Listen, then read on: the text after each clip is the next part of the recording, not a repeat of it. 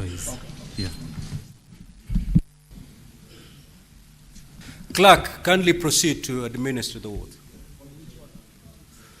We will start, of course, with the CS, who is the head of the team. Yes.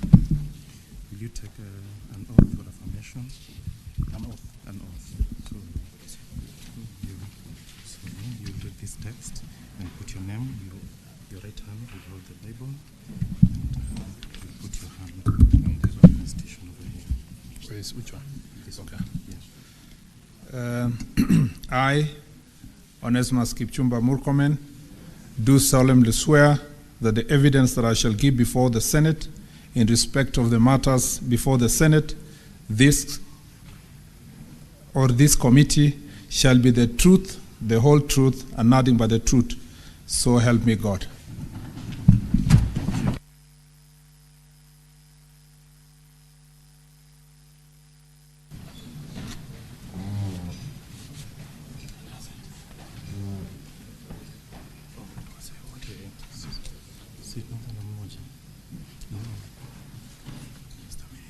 Yes, followed by the IG. Hello, Mr. IG. Will you take an oath or affirmation? An oath you take with the Holy Book on your hand. An affirmation, you just raise your hand. Which religion do you ascribe to? I'm a Christian. You're a Christian, so you hold the Bible on the right hand, and your left hand will be in the Constitution. Just place on it, then you'll insert your name here, and read the text of the oath. I, Douglas Kanja, the Inspector General, do solemnly swear that the evidence that I shall give before the Senate in respect of the matters before the Senate committee shall be the truth, the whole truth, and nothing but the truth. So help me God. Thank you. That's all. I, Poa.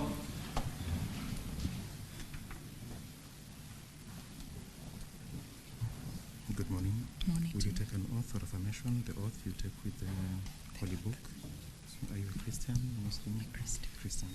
All right. So you hold the Bible on your right hand, and your left hand will be on the Constitution. You will read and insert your name here and read the full text. Except this, huh? Yeah, the cancelled one you don't read. Okay. I, Anne Wanjiku Mwangi, do solemnly swear that the evidence that I shall give before the Senate in respect of the matter before the Senate shall be the truth, the whole truth, and nothing but the truth. So help me God. That's all. Thank you. The National Police Service Commission.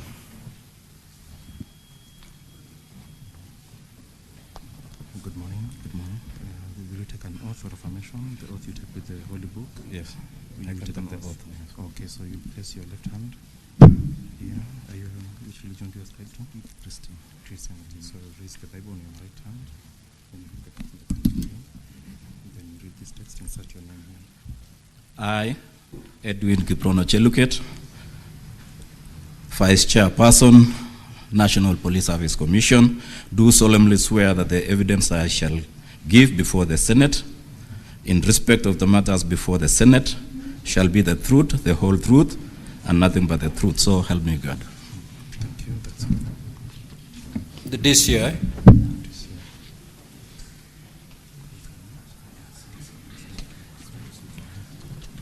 Good morning. No, Honorable CS, Oath or affirmation? the DCI was not among the parties that we had invited to appear. In the event that he's going to give any information to the Senate, we will allow him to take the oath. Proceed, DCI. Yeah, good morning. So will you take an oath or affirmation? An oath, please. An oath. So you hold the Holy Book on the hand. Yeah, the Quran. Okay. Yeah. So you will insert your name here and read the full text. Raise your and your left hand with the Constitution. Okay. I, Mohammed Amin, the Director of Criminal Investigations, do solemnly swear that the evidence I shall give before the Senate in respect of the matters before the Senate shall be the truth, the whole truth, and nothing but the truth. So help me God. Thank you. That's all.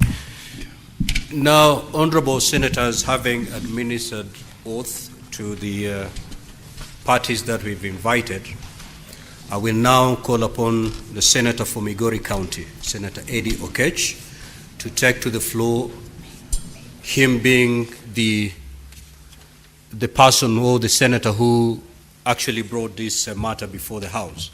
Now, Honorable Eddie, and also to all honorable senators, let us avoid speeches. Straight to the question that you wish to get responses. Let's avoid speeches so that we avoid wasting a lot of time. And honorable CS with your team, if you get an opportunity to respond, please keep it concise, straight to the point also, so that we save on time. Honorable Eddie, you may proceed.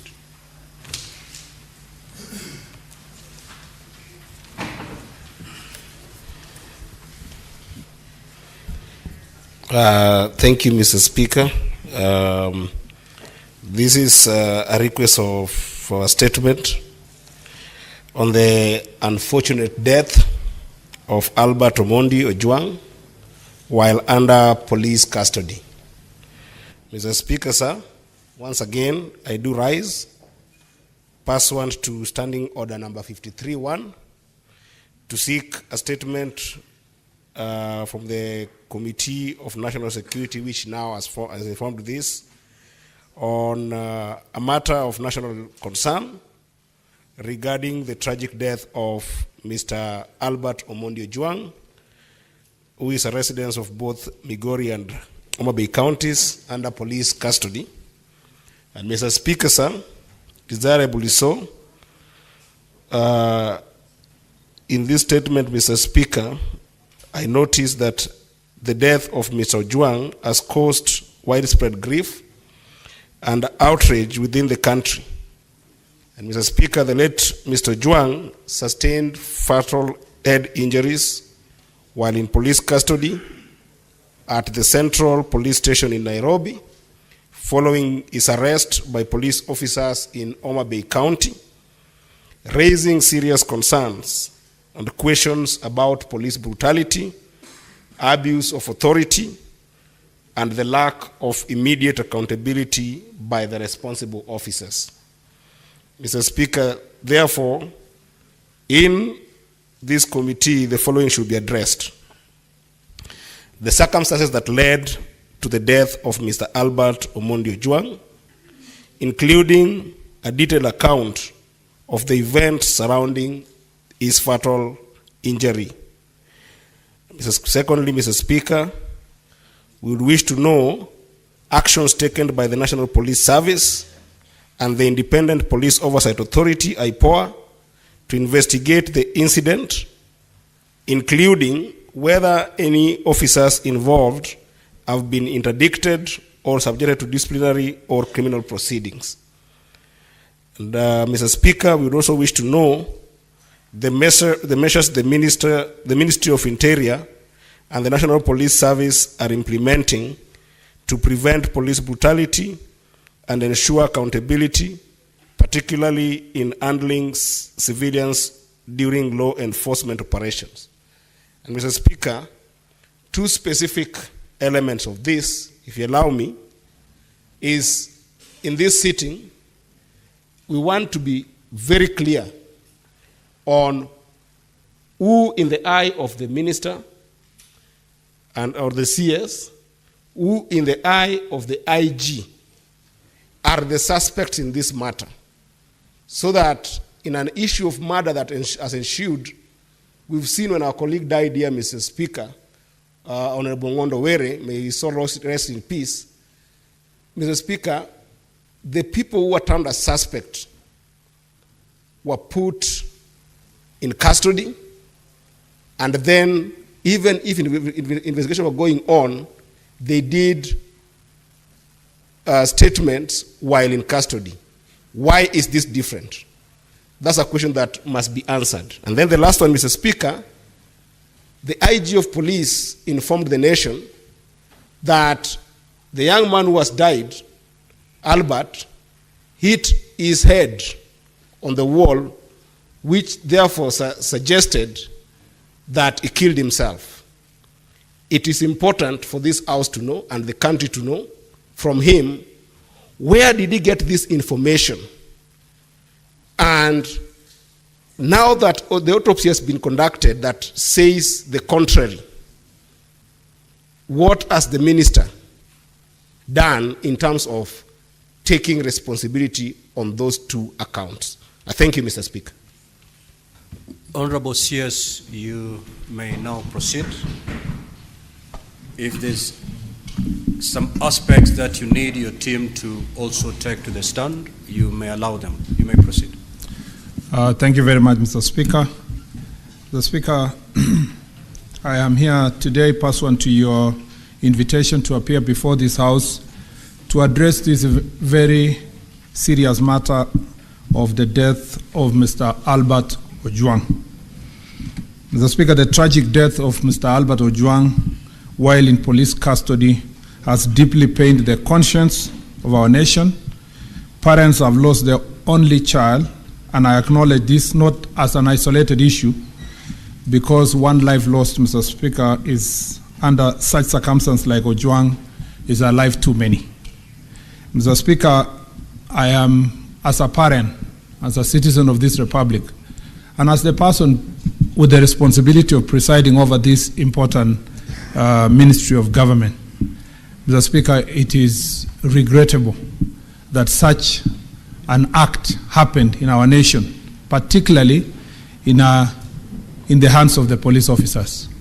Mr. Speaker, I'd like to send my personal condolences to the family of Mr. Albert Ojwang, to his father, to his mother, to the wife, to the only child, Mr. Speaker, and the entire family, and to promise them that, Mr. Speaker, as a government official, I will cooperate, I will put every effort within my ministry to ensure that justice is served to this family, and, Mr. Speaker, that those who were involved in this action, Mr. Speaker, will be punished severely so that it becomes an example that, Mr. Speaker, such an act should not happen within a police custody. Mr. Speaker, I know this is not an isolated issue. The issue of police brutality has been part of our national discourse for far too long. Mr. Speaker, yesterday there was no mechanism for holding police officers accountable. But, Mr. Speaker, a few years ago, with the enactment of the new constitution and the establishment of institutions of accountability, Mr. Speaker, we now have a mechanism of holding police officers into account.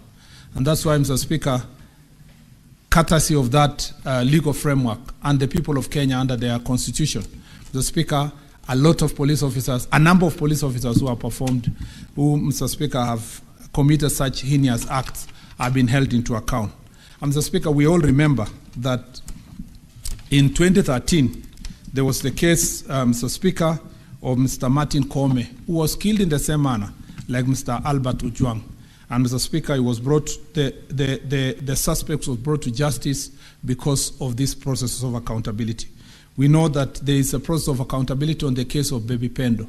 We also know, Mr. Speaker, that the murder of my friend Wakili Kimani in 2016, again, those who performed that act were brought to justice, Mr. Speaker. I want to promise the family of Mr. Albert Ojwang, the people of Kenya, and this august House, that, Mr. Speaker, every effort will be put, Mr. Speaker, every resource that is required, where the ministry is required to provide resources, Mr. Speaker, for these investigations, and any support the investigators will require, we will do our best to make sure that, Mr. Speaker, justice is served to this family. Mr. Speaker, I want to bring to the attention of this House of Article 245 of the Constitution. Mr. Speaker, the 245(4) of the Constitution is very clear, Mr. Speaker, that the Cabinet Secretary responsible for police service, which in this situation is myself, Mr. Speaker, may lawfully give direction to the Inspector General with respect to any matter of policy for the National Police Service.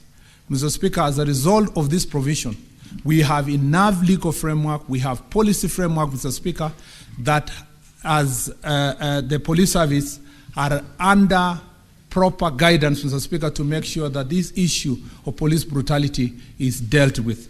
But, Mr. Speaker, I want to read the proviso, Mr. Speaker, to that very important provision, that that, Mr. Speaker, in respect, but no person, including the CS, may give direction to the Inspector General with respect to investigation of any particular offense or an offenses. Mr. Speaker, the enforcement of the law against any particular person or persons. And 3, Mr. Speaker, the employment, assignment, promotion, suspension, of dismissal of any member of National Police Service. Mr. Speaker, we all know that because of our robust constitutional order, the independence of institution is an extremely important value in our constitution. And as a result, Mr. Speaker, to insulate the National Police Service from interference from the executive, even the President, Mr. Speaker, is barred from giving directions to Inspector General of Police in regard to any investigations that are going on in a particular matter. So my position, Mr. Speaker, is confined in law to the place where I give either policy directions that must be put in writing under Article 245 of the Constitution, and, Mr. Speaker, also to provide support, financial support, Mr. Speaker, and other resources that the Parliament, Mr. Speaker, has also the responsibility to provide these resources through the relevant institutions. So I sympathize with the position of Honorable AD. Mr. Speaker, I agree with him that something has to be done. But, Mr. Speaker, he has asked a very pertinent question as to who is the culpable person through my eyes. Mr. Speaker, unfortunately, the Constitution did not give me the eyes to see who is culpable. Those eyes have been given to the investigatory authorities under 245 of the Constitution, and that is why you rightly invited me, but also invited the independent institutions, Mr. Speaker. I am confident, and this is the promise I give to the people of Kenya, that we will do everything within the ministry to ensure that there is no interference, there is no shielding of any individual.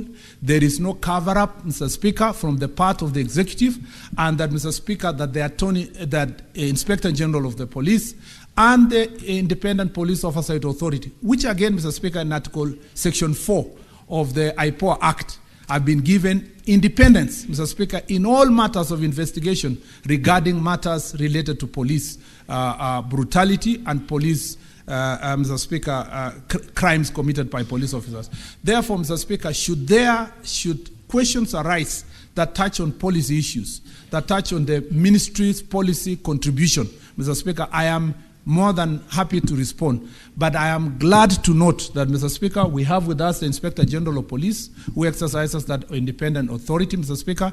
We have here with the IPOA, and, Mr. Speaker, we have agreed, Mr. Speaker, that the Inspector General of Police is going to therefore delve into the matter itself of what really happened so that this House can get the proper information. And then as a Cabinet Secretary, I will continue with my oversight responsibilities from the ministry side with policy directions and to respond to this House on those issues that are policy in nature. Mr. Speaker, with your permission, therefore, I would like to invite the Inspector General of Police to first give us really an account of what really happened. And, Mr. Speaker, let it be known, not just to this House, but to the country, that in the same manner that this House is demanding accountability, in the same manner I demand accountability from the Inspector General of Police, not to myself, but to the people of Kenya through this office, because this is the office of the CS that in most cases comes to this House and many forums to respond to the issues that are happening in the Inspector General's office. The same way many of you received the news of the death of Mr. Albert Ojwang is the same way I received with a lot of pain, Mr. Speaker. And I would never want this issue to continue because I sat, Mr. Speaker, where Senator Cheruiyot, Majority Leader, sits. And I sat behind there, Mr. Speaker, where Senator Chuto sits in the last Parliament. And, Mr. Speaker, there were cases of police brutality, including of arresting our colleagues in this House. My name and my report is on the record of this House, in the hands of this House, really advocating for good behavior among the police officers. And I think, Mr. Speaker, even as we push it from the executive, I expect the same support from this House as we push on Order, the police side. Honorable Senators, Mr. may Speaker, the CS be heard in silence. Conclude, Honorable CS. This accountability, Mr. Speaker, is not negotiable. It is not debatable. Mr. Speaker, we expect every national police officer who was involved in this matter to be brought to justice expeditiously. Mr. Speaker, may I now invite the IG to make a statement.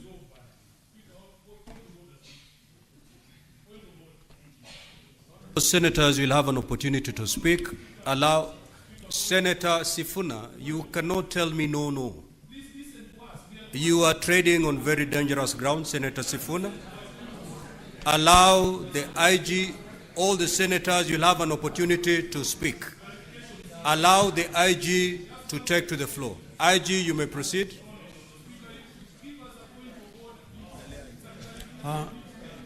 Thank you very much, Mr. Speaker, sir.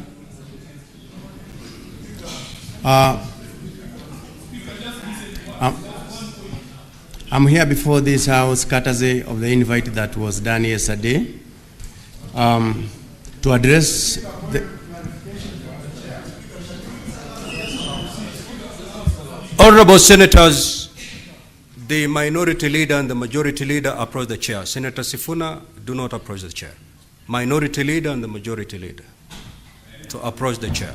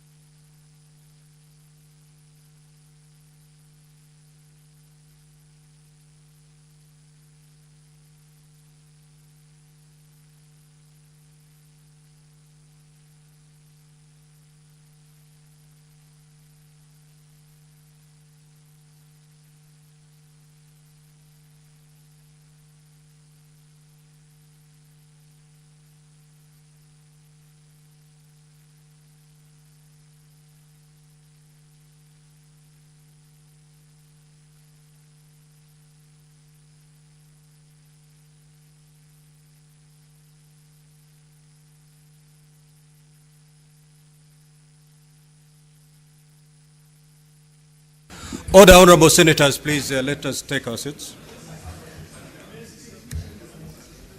Let's take our seats, honorable senators. Senator Boni, Senator Boni and Senator Fernandi.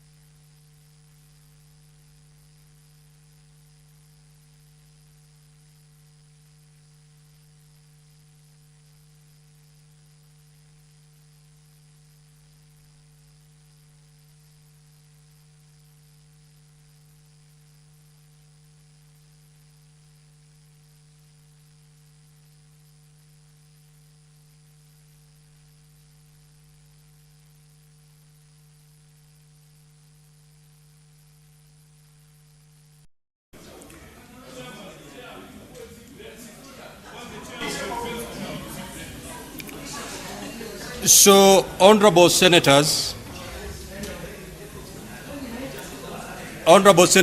we had the IG on his feet before we started the consultations. I'm happy the consultations are now over. The IG, you may now take the stand. Now, honorable senators, you will have an opportunity to ask questions to all these.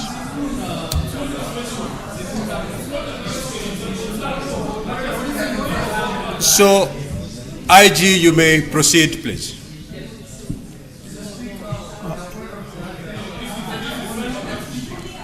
Senator Bode, just approach the chair. Listen to us. We want the chair of our committee to sit there because you don't want to listen to us. Just listen to us. You'll be available for.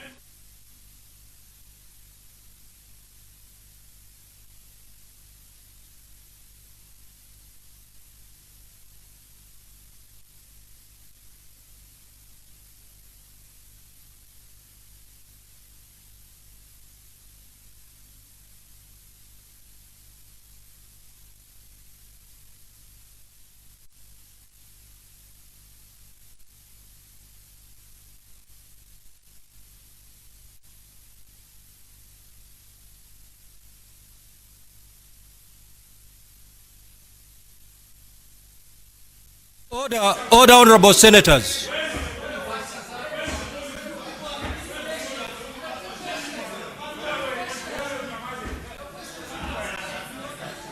Order, honorable senators. Order, honorable senators. Now, honorable senators, this matter has affected everybody. It did not affect just a single senator. It has affected everybody. Everybody is in pain. So let us not try to show the world that it is only an individual in this chamber that is in pain. Honorable senators, the CS has made his opening statement. He'll be open to interrogation by honorable senators. Now, we may elect to pursue this matter in these two options. Having given his statement, his opening statement, we interrogate him and dispense with him. Senator Sifuna. Senator Sifuna.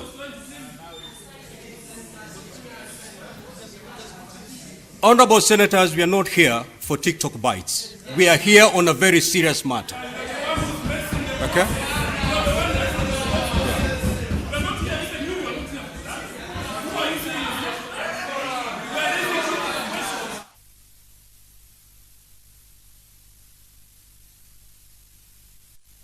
Try to keep your cool.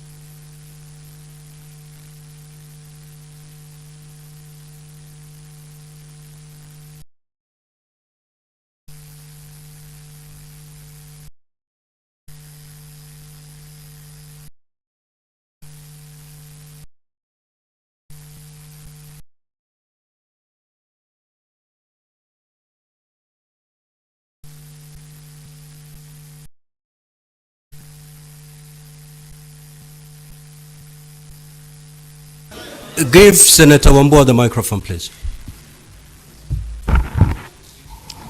Thank you, Mr. Speaker. Mr. Speaker, with the greatest humility to all my colleagues, I plead with us, please, let us do this process with the greatest humility. Let's just do this for Albert and for Kenyans who are watching. Let's just do this. Please, I plead with us. I thank you, Speaker.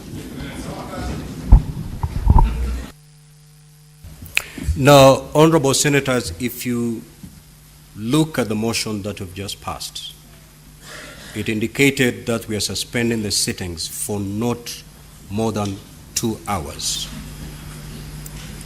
We have already consumed more than 1 hour.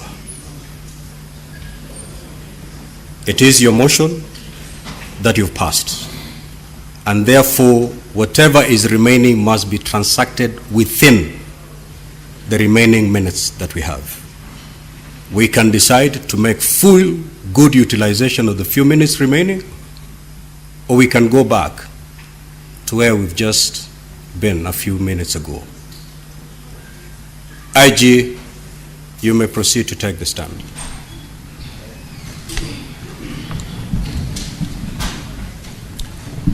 Mr. Speaker, sir, once again, thank you very much. As I said from the beginning, I'm here courtesy of the invite to this house so that I can be able to address on these grave matters that have actually captured the attention of our country.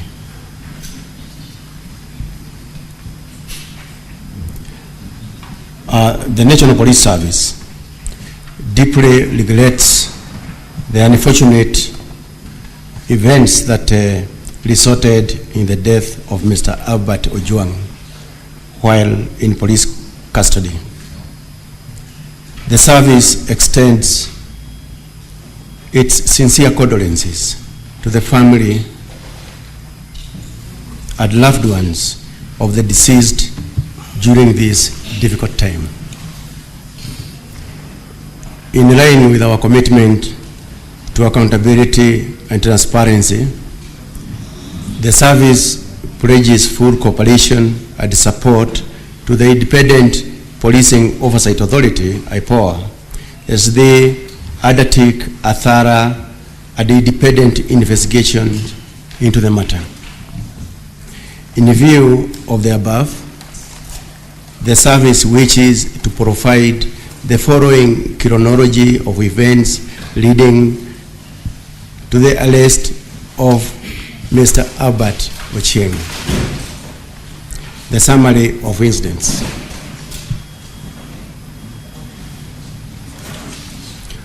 On 4th June 2025, the Director of Criminal Investigations, DCI, received a formal complaint from Mr. Eliud Langat, the Deputy Inspector General in charge of the Kenya Police Service. The complaint alleged that false and malicious information had been published against him in the X, that is formerly Twitter, social media platform. The posts claimed he was involved in corruption within the National Police Service. Specifically, the published information alleged that Mr. Eliud Langat had strategically placed his most trusted officers in charge of Directorate of Criminal Investigations, DCI, in DCI desks, occurrence book, that is the OB, desks and traffic chiefs, in order to control both revenue streams and intelligence flow. Additionally, another post depicted him alongside Mr. Joseph Chirchir, who is a senior officer stationed in Nairobi Area Command, under the caption EACC investigating top cop after purchase of $2.6 million home in Dubai, accompanied by the DIG's photograph at the phrase Eliud Langat Mafia Police. These claims were found to be defamatory and unsubstantiated and of significant public concern, thereby necessitating immediate investigations under the Computer Misuse and Cybercrime Act number 5 of 2018. The Director DCI immediately assigned the case to the cybercrime investigation officers, composed of Corporal Abdurrahman Hussein, Police Constable Dennis Kanyoni, Police Constable Samuel Kamau, and the Police Constable Milton Mwansi. The same day, Mr. Hilary Mutai, Senior Superintendent of Police, who is the officer in charge Serious Crimes Unit, domiciled at the DCI, and the Police Constable Milton Mwansi visited Vigilance House, that is the police headquarters, to record the complainant's statement. To verify the claims, the investigating team wrote a letter to the Ethics and Anti-Corruption Commission, the EACC, to confirm whether Mr. Eliud Langat was under any investigation.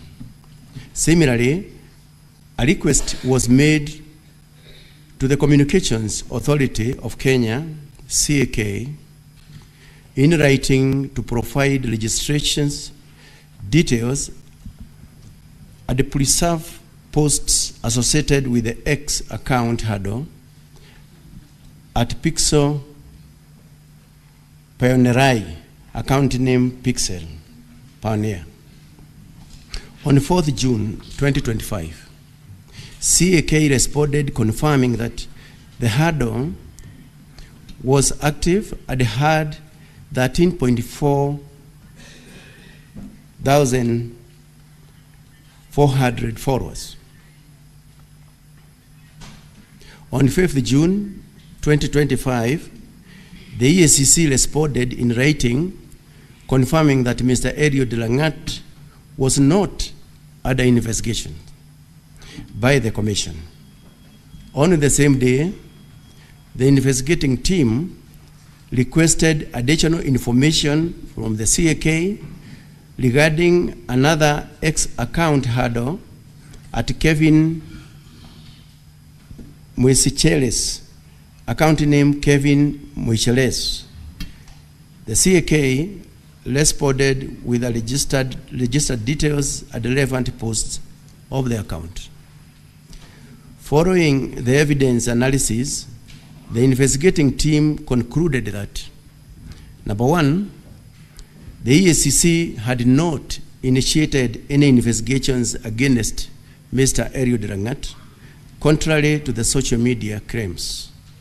Number two, CAK reports linked the post directly to the identified suspects. Number three, there existed a prima facie case warranting the arrest of the individuals responsible for the false publication, contrary to Section 22, subsection 1 of the Computer Misuse and Cybercrimes Act number 5 of 2018. On 5th June 2025, the investigating team traveled to Kisii County and reported to Kenyanya Police Station and booked themselves at OB number 23/05/06/2025 at 12:55 hours. They were assisted by Police Constable Furnace, who was nominated by the Sub-County Criminal Investigations Officer to accompany the team. They arrested Kevin Moide at his homestead.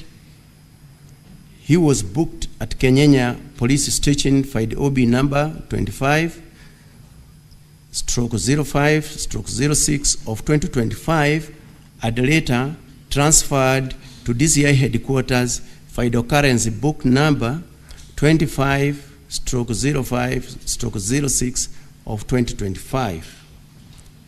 At DCI headquarters, Kevin Moide provided a statement and disclosed the involvement of 4 other individuals, one being Albert Ojwang', now the deceased, Dorcas Mawia, Douglas Maligiri, and Peter Bogwa. He also chaired their respective X-account handles. The team's analysis of Albert Ochieng's X-account revealed that he had posted similar defamatory content, and consequently, on 7th June 2025, the investigation team traveled to Homa Bay County and reported to Mawego Police Station. They were provided with 3 officers from the station by the officer commanding the station, the local OCS, to accompany them, and subsequently, Albert Ojwang' was arrested at the booked file OB number 09/07/06/2025. His departure for Nairobi was recorded file OB number 11/07/06/2025 in the same police station. The team made a stop at Narok Town for refreshments, during which the suspect requested water, a bottle of soda, and a biscuit. They arrived at Central Police Station in Nairobi at approximately 21:17 hours. At 21:24 hours, Mr. Albert Ojwang' contacted his wife via mobile number 0758 08 1612 to inform her of his safe arrival. Chief Inspector Taram, the officer commanding station, that is Central Police Station, was contacted via mobile number 0722 919 880 and authorized the booking. At PC Mohammed Rashid, Hero Abdullahi booked the suspect into the cells after confirming his normal physical and mental state, file OB number 136/07/6/2025 at 21:35 hours. In the early morning of 8th June 2025, it was reported by the officers manning the report office desk at Central Police Station, Nairobi, that they found Mr. Albert Ojwang' unconscious at the cells during a routine visit. He was rushed to Bagathi Hostel, booked file OB number 09/08/06/2025 at 01:39 hours. Unfortunately, he was declared dead upon arrival. In light of the death in custody, the Independent Policing Oversight Authority, IPOA, was notified immediately to conduct a thorough, independent investigation. Additionally, to safeguard the integrity of the process and ensure full accountability, The following actions were undertaken by the Inspector General. Number one, the interdiction of the officer commanding Central Police Station, interdiction of the duty officer on duty in the night of the incident, the interdiction of the cell sentry on duty during the time, the interdiction of all the officers who are on duty at the report office that night, ongoing review to identify and interdict any additional officers involved at the time. On 10th June 2025, a post-mortem examination of the late Mr. Albert Ojwang was conducted at the Nairobi funeral home. The autopsy was carried out by the following team of pathologists. Number one is Dr. Media, representing the government, Dr. Joroge, representing the government, Dr. Odul, serving as an overseer on behalf of the family, Dr. Mutuma, representing the family, Dr. Degwa, representing the Independent Medical Legal Unit. Following the examination of the body, they unanimously concluded that the cause of death was blunt force trauma, as evidenced by the following findings. Number one, head injuries, including internal bleeding into the head, features of the neck pressure, suggestive of compression or strangulation, multiple superficial injuries on the upper ribs, lower ribs, and trunk. The postmortem was witnessed and documented by the officers from the Independent Policing Oversight Authority, IPOA, the homicide team from the DCI, and the DCI forensic experts.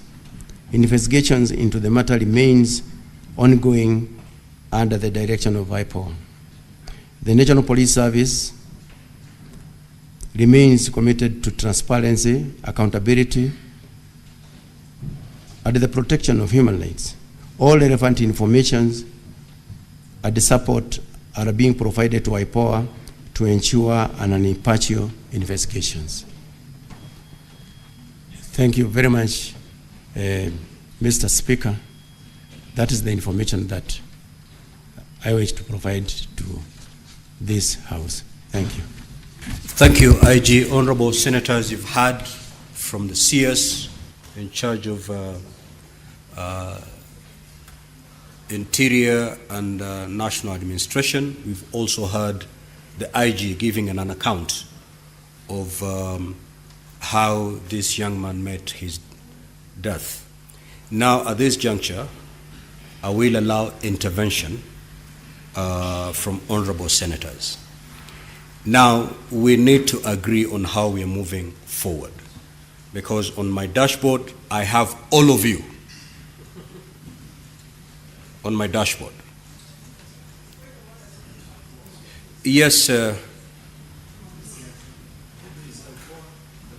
Chair, I'm requesting if IPOA they can give us what is the position so far, or what they have done. Well, so honorable senators, because this is your house. I'm here to make sure you conduct the business in an orderly manner, but this is your house.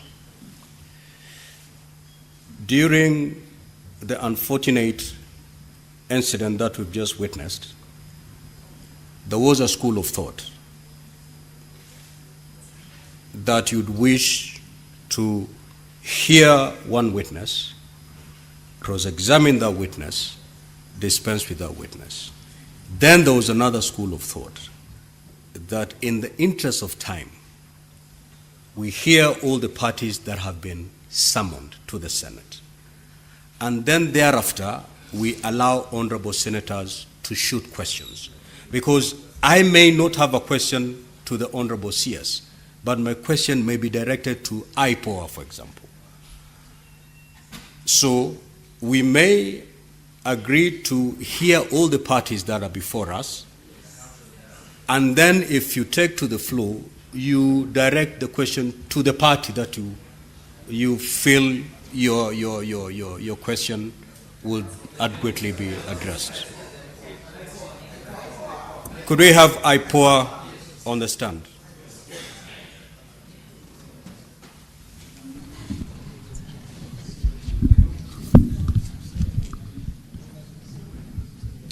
Thank you very much, Mr. Speaker. Now, IPOA, just to indicate that keep it brief. Okay. We are here on a limited time. Okay.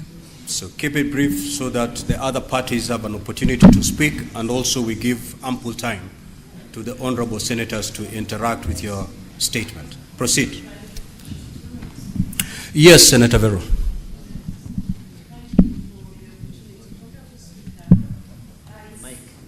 Need the mic. Honorable Speaker, I just need a clarification from you, Chair, whether it's possible to extend by 1 hour, because we might not finish within the 30 minutes. Is it possible? Because the questions might not find time. The Speaker has discretion and... Standing orders, I have that power, Honorable Senators. Thank If you. you read Standing Order 38, Yes. I have that power. Thank you. But I can only exercise that power if the time that we have, Yes. I see it being utilized for the purpose that has brought us here. Most obliged. Thank you, Speaker. If that is proven to me, I will have no problem extending. Thank you. Thank I you, will Honorable never Speaker. extend even a minute for us to argue or to fight. Okay. I will extend, even if it's 1 hour, 2 hours, for us to dig deep in this matter. Not Thank for you, Honorable Speaker. Side shows, I will not give them even a minute. Proceed, IPOA. Thank you, Mr. Speaker, sir, and this honorable house. As I said, my name is Anne Wanjiku. I'm standing in for my chair, who is away on official duty. So I also wish to relay our condolence as the authority to the family of Mr. Ojwang. It was very unfortunate to lose such a young man, a professional with a very young family. So, Honorable Speaker, we have been mandated as IPOA to oversight police on issues of crime, criminal offenses, and the recent judgment by Mugambi J emphasized that IPOA has the sole mandate to investigate police on criminal matters. On regard to this case, Mr. Speaker, I'll give a brief of the facts that we have. From start, the DCI received a complaint from the DIG, Kenya Police, Mr. Eliud Lagat, through a letter referenced DIG KPS SCC POL Volume 2, 72, dated 4th June, where he alleged that he suffered continuous false and malicious publications on X account, formerly Twitter, with the username Pixel Pioneer, and requested investigations with a view to establish the person and motive behind it.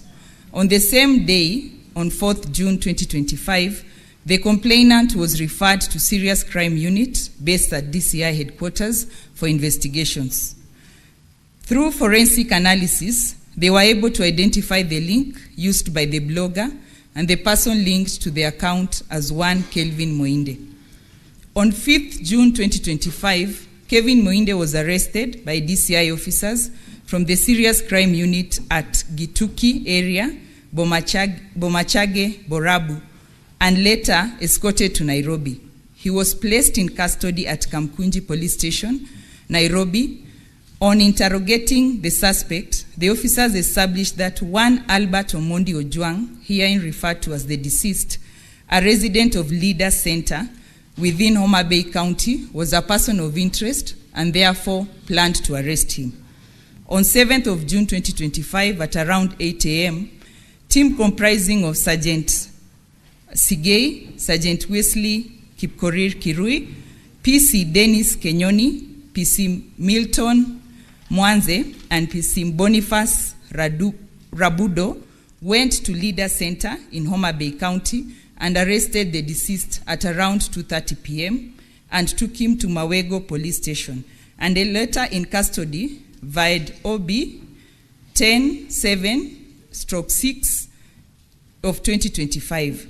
At around 3:54 p.m., the deceased was booked out via OB number 11/7/6 of 2025 and escorted to Nairobi, where he was booked at Central Police Station via OB number 136/7/6 of 2025 at 9:31 p.m. On 8th June 2025, according to the police signal, the deceased was rushed to Bagathi Hospital by police officers from Central Police Station, where he was declared dead and later taken to City Funeral Home. The authority learned of the death of Albert Ojwang in police custody on 8th June from the media, as well as through the police signal sent to the authority by the IG, and immediately commenced investigation. We have achieved the following tasks, Honorable Speaker. The scene was visited and documented for the purpose of preserving the integrity of the evidence, to establish the sequence of events, and identify any indicators of misconduct. Number 2, blood samples were collected from the scene, and blood spatter analysis was also done by our investigating officers. 3, all relevant police documents were collected from Central Police Station. The CCTV DVR was seized and forwarded for forensic analysis. Statements from all the 5 DCI arresting officers were recorded. A letter addressed to Bagathi Hospital requesting information on whether the deceased was treated at the facility was delivered. A reply is expected by 11th of June, that is today. The family of the deceased was contacted. Potential witnesses were also identified. The occurrence book records were obtained from Mawego Police Station. The post-mortem examination was attended, and a copy of the report was obtained. The samples drawn from the deceased body were secured and are pending onward transmission to the government chemist. The statement of one detainee held at Central Police Station was also recorded. The following are the pending tasks, Mr. Speaker: to forward the collected samples from crime scene for analysis, to forward samples collected from the deceased body for analysis, to record a statement of other potential witnesses and family members, to record the statement of the officers from Central Police Station today, and the statements were to start, the recording was to start at 9 a.m. at our offices at the headquarters, collect medical documents from Bagathi Hospital, that is the feedback, and analyze evidence, and also to generate a report on the same. The key findings: 1, that the CCTV systems located at OCS office had been interfered with. Number 2, that the post-mortem conducted on 10th June 2025 revealed the cause of death as head injury due to blunt force trauma, neck compression, and multiple subcutaneous bruises all over the body. This, Honorable Speaker, the autopsy report and our preliminary investigation rule out the theory of suicide. Thank you, Honorable Speaker.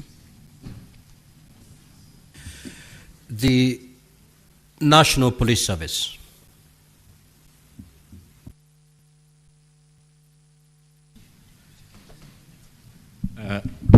Thank you very much, Mr. Speaker. This is the National Police Service Commission. As you are aware, Mr. Speaker, we don't have full commission right now, but I'm standing in as the Vice Chair, awaiting the appointment of the rest of the commissioners to join the commission. Speaker, I don't think at this moment I'll have much to say, but first to pass condolences to the family and the entire country for the unfortunate event. Sorry, for the purpose of Hassan, can you set his name? Oh, sorry. My name is Edwin Kiprono Cheluket. And as I've said, Speaker, we are waiting the rest of the commissioners to join us. Mr. Speaker, I only come in on two issues, disciplinary control in the National Police Service. And the issue of disciplinary control includes actions against police officers who have been convicted of disciplinary offenses, which include such circumstances as has happened today. If the investigations lead to culpability of any officer, it is the responsibility of the National Police Service Commission to take the necessary steps and meet the necessary sentence to that culpable officer. And as you have said, the IG has already confirmed that he has interdicted 4 officers already, which is within his mandate as the Inspector General. When the investigations are over, we will be able to receive that report, and whether it will result, depending on the participation of each of the affected officers, meet the necessary sentence or meet the necessary punishment in terms of whether it is a reprimand, whether it is a warning, whether it's reduction in rank, or whether it is a dismissal. So as for us, we are waiting for the finalization of the investigations by IPOA and the support of the Inspector General and any other body that may give us information on culpability of any police officer. So at this moment, Mr. Speaker, we are waiting, and we hope the entire process will be open and transparent. Once we have all the facts, we will know which sentence to meet which officer, and which officer is supposed to get what kind of sentence. I submit, Mr. Speaker. Thank you. The DCI.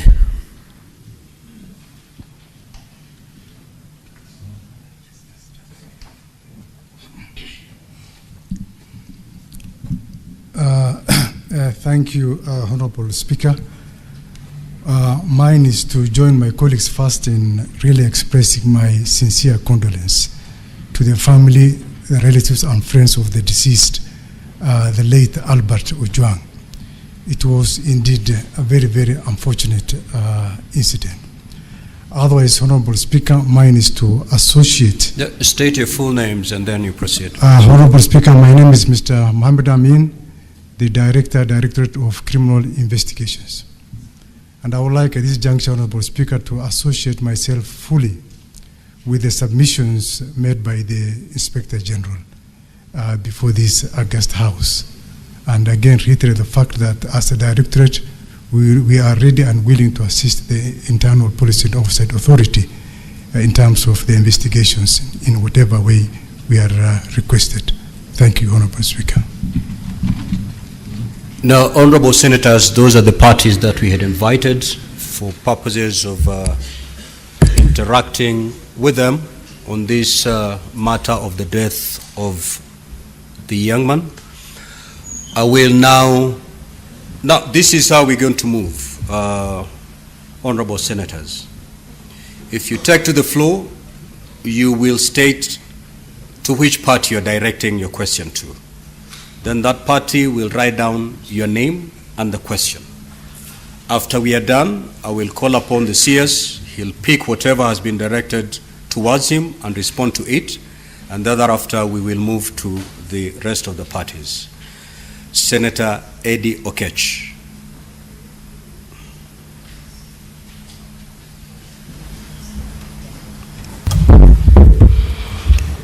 Mr. Speaker, my questions are two. And actually, Mr. Speaker, if you read my first question in this statement, it was very clear. And I'll repeat it for the purposes of the IG now that the CS has said that he has no eyes and he has no ears. The question was the circumstances that led to the death of Mr. Albert Omondi Ojwang, including a detailed account of events surrounding his fatal injury. The DIG has stated that around 23:35, Albert was booked at the Central Police Station. And he has stated that Albert was booked after an assessment had been done that he was in good condition, he was in good mental condition, as well as physical condition. The question I'm asking the IG, who beat Albert to the conditions that he was found the next day in the morning when he was taken to the hospital? What happened at that night is what we want to know. And alongside that, Mr. Speaker, the IG is on record having stated in the media that Albert hit his head on the wall. Who gave him that information? And does he still stand by that information given what IPOA said of the autopsy report? That is what I want to know. What happened in that night? I thank you, Mr. Speaker. Senator Methu. Senator Methu, no speeches. Yeah. Thank you very much. I'll be very, very direct to the point, Honorable Speaker. And Honorable Speaker, having listened to the man who, in my opinion, now carries the man who was supposed to give us the evidence of the chronology of what happened, I am of this opinion, Honorable Speaker. We were told that the complainant is the Deputy Inspector General of Police. I'm of this opinion, Honorable Speaker, that from what the Inspector General of Police has said, it is my opinion that the evidence he has put together is the corrected evidence. And I'll give two examples of why I am of the opinion that the Inspector General wants to just cover his deputy. He says that, Mr. Speaker, he says that the complainant lodged a complaint on the 4th of June. There are 4 officers that he has said who were supposed to go, or rather, who were to take the statement from the Inspector General of Police. May I take you to the 5th of June when he has said 2 letters were made. One, they first received the response from the EACC on the 5th of June. They wrote another letter to the CAK on the 5th of June. On the same day, they received a letter from the CAK. Once they were satisfied that there is a case to answer, the officers went to arrest Albert. Now, Mr. Speaker, the officers arrived in Kisii at 12:55. Walking back, it is 307 kilometers from Nairobi to Kisii. If indeed they left Nairobi after they were satisfied, unless these letters were being done before government opens offices, I know that government opens offices at 8 in the morning. If they did a letter, for example, to the CAK at 8, and they got a response at maybe 8:15, if the government is so swift, then it means that they drove to Kisii in less than 3 hours. This, Mr. Speaker, cannot have happened unless there is further evidence that of how. No, we have been told that they didn't fly. We have been told that Senator they drove Methu, to Kisii. don't engage your colleagues, just proceed. Oh yeah, they drove all the way to Kisii. And they go to Kisii from what the Inspector General of Police has told us at 12:55 hours. Honorable Speaker, that already, there is eyebrows that this evidence has been deconstructed. This is not original evidence. This is not a true record of what happened to Ojwang. And I am very sad that the Inspector General of Police, in my opinion, I'm giving my opinion, a parent who is here. Just ask your question. Yeah, so that is my question. My second question. And Honorable Speaker, I don't know why colleagues have a problem. Order, honorable senators. Just One, let me just direct you. I will not take any points of order. We have just suspended the sitting. We are here not strictly enforcing the standing orders. Allow the honorable senators, you've made a basis for your question, proceed to ask the question. You know, Mr. Speaker, we are here because we want to know what happened to Albert Ojwang. If any information can help us know what happened to Albert Ojwang, then it will help us move. Maybe finally, may I know from the Inspector General of Police, once it was established in the morning that Albert was unconscious and he was being rushed to hospital, the choice of Mbagathi Hospital instead of Kenyatta National Hospital, just a question to maybe to help in the investigation, because I've seen from Central Police Station to Kenyatta National Hospital via Hospital Road is 5.1 kilometers. To Mbagathi is 5.8 kilometers via Valley Road. Mr. Speaker, I would have imagined that there are better facilities and there are better facilities at Kenyatta National Hospital, and being a hospital that is nearer the Central Police Station, Honorable Speaker, I would have expected that is where Albert would have been taken.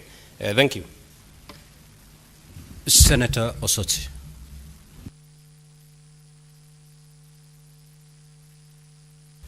Thank you, Mr. Speaker. Mr. Speaker, I've listened to the IG very keenly, but I would like to know what brief, the specific brief that led to the suspension of the officers at Central Police Station. Senator Bone. Mr. Speaker, my first one is to CS Murkomen. Mr. Speaker, patriots in this country fought against detention without trial, and CS Murkomen, I assure you, they are going to fight against extrajudicial killings, especially within police custody. The question is this, CS. The Deputy Inspector of Police, Mr. Eliud Lagat, went against the provisions of Chapter 6 of the Constitution, went against the provisions of the National Police Act, specifically Section 17, and in general, the Leadership and Integrity Act. You, as a member of the National Security Council, where you sit together with the IG, both of you are present here.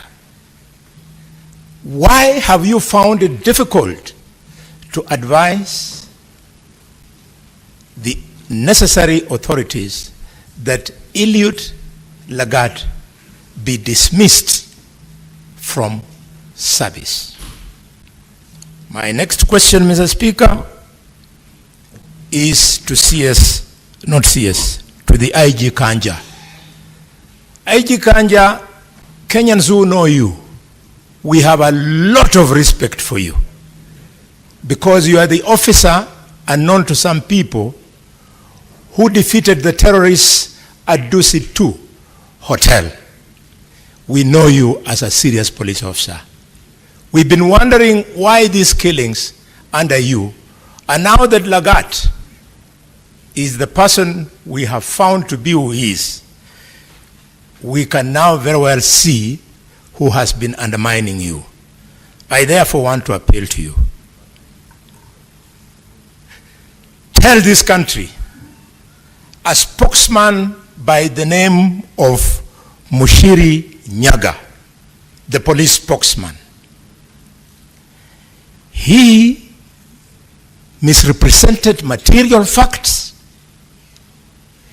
He attempted to conceal this killing. He went and interfered with the circumstances of the crime by stating that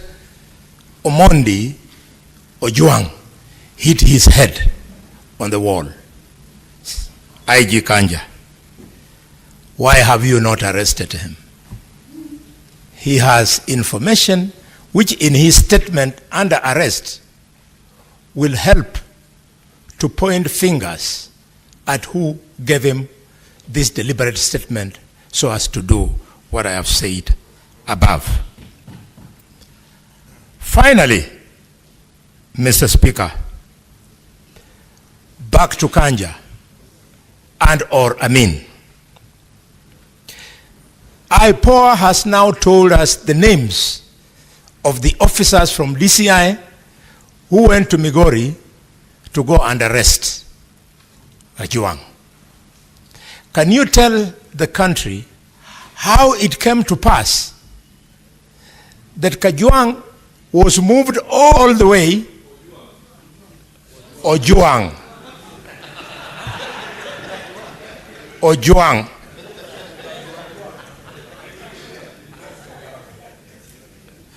that Ojwang was moved all the way, hundreds of kilometers, contrary to the provisions of normal procedure that would have required that he be taken to the nearest police station in the jurisdiction where he committed, quote unquote, the said crime, and that if he needed to be moved, a magistrate needed to give permission for him to be moved all the way to Nairobi.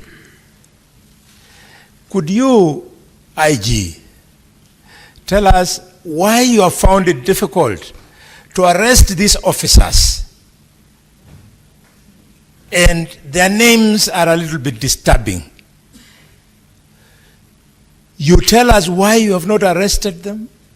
Because they're the only ones who were with this young man from the last time the parents saw him well and alive up to the time they came to Nairobi for the country to be told that the young man was dead.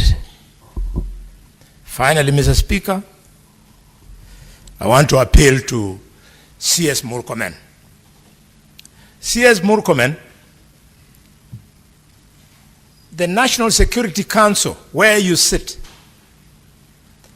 is charged with promoting and guaranteeing security of the country.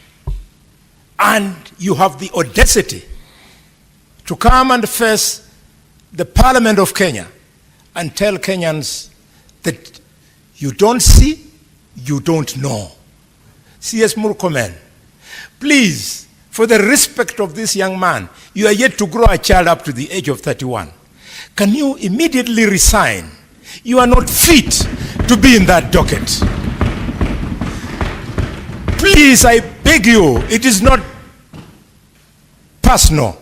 And if you think I'm joking, you are a well-read man. You know that in 2011, in Tunisia, a street hawker by the name of Mohamed Baouzi was killed.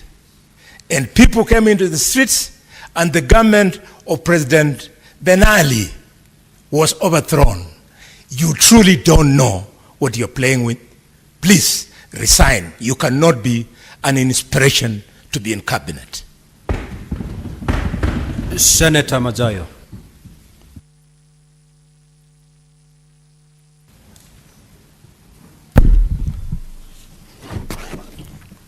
Asante mstahiki Spika.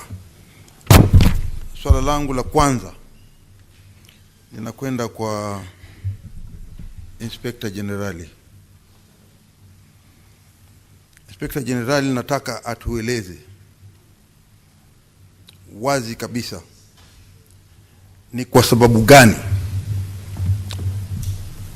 kulikuwa kuna lazima ya kwamba huyu mtu aliyeshikwa kule Homa Bay, huyu Ojwang, sorry my brother Kajwang,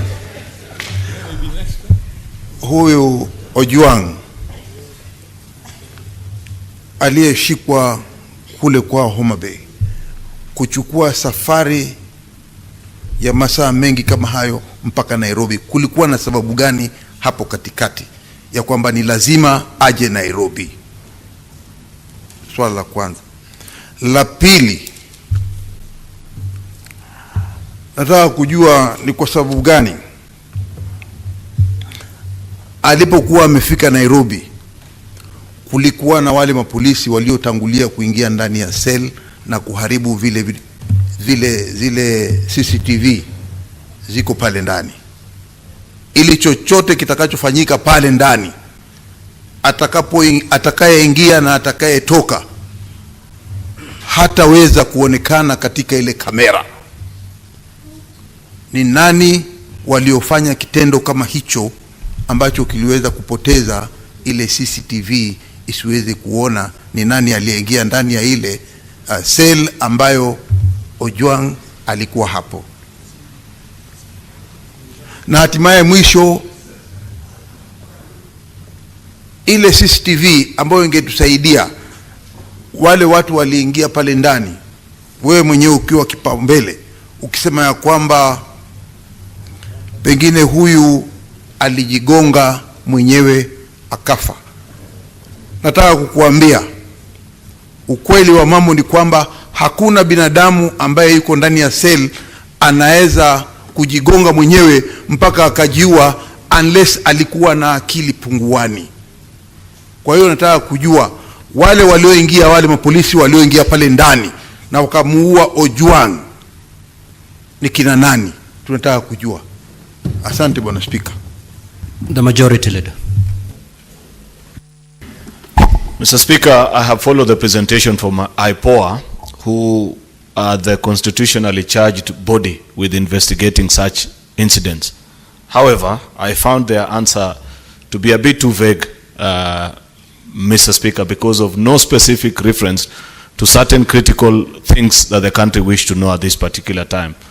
It will help this country, Mr. Speaker, to appreciate if in the course of their investigation they have been able to establish, because you've seen the list of the interdicted officers, the OCS, the officers who are on duty, Mr. Speaker, and now this morning, IPOA has just listed the names of the officers who went all the way to Homa Bay to pick Mr. Albert Ojwang. Mr. Speaker, from IPOA's records and the investigation, wouldn't it have been beneficial if the representative, the vice chair from IPOA, would have let this House and the country know whether, in accordance to the investigation, by the time Albert Ojwang arrived at Central Police Station, what was his state, Mr. Speaker? Second and most importantly, where are these officers, both the OCSs, Mr. Speaker, not both actually, the DCI officers that picked him and the officers who interacted with Albert Ojwang in the course? Have they recorded their statements, Mr. Speaker? And by when do we expect that we will see, Mr. Speaker, the conclusion of this investigation, the closure of the file, forwarding to DPP for people to be charged, Mr. Speaker? If I could get those three specific items, Mr. Speaker, then I will appreciate and know that for sure something is being done to give justice to the family of this deceased young man. I thank you, Mr. Speaker. Senator Kajwang. Mr. Speaker, for the record, the name Ojwang in Luo means abandoned, neglected, and raised in hardship. And clearly, you can see it has come to be true in the case of Albert that we are talking about today. Mr. Speaker, can the Inspector General of Police withdraw and apologize in this House for the assertions that he made through the formal communication by the National Police Service that Ojwang killed himself?